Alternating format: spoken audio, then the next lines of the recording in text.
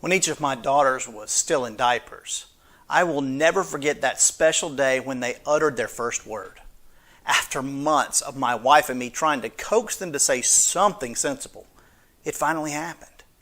My oldest, her first word was, of course, Dada.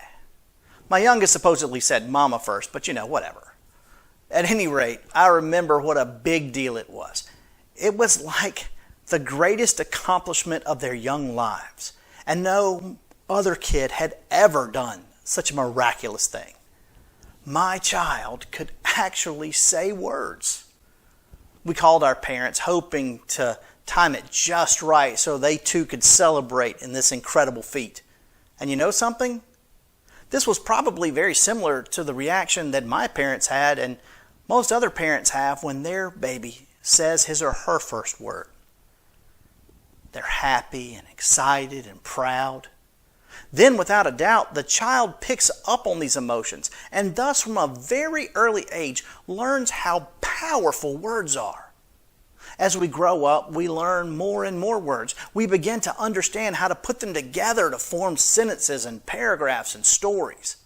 Each step along the way, as our knowledge grows, these words become even more powerful.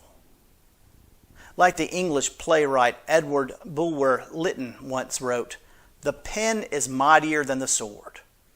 With words we can create or destroy. We can uplift or tear down. We can bring joy or grief, hope or hurt, happiness or anger.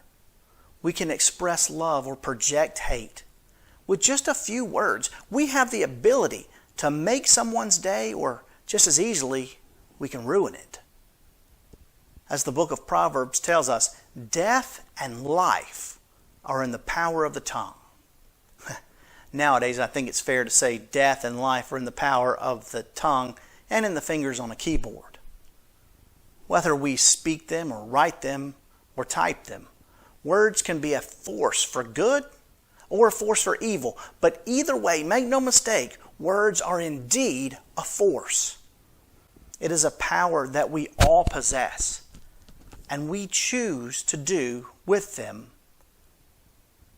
what we choose. And that choice is vitally important. So, my friend, how are you using your words?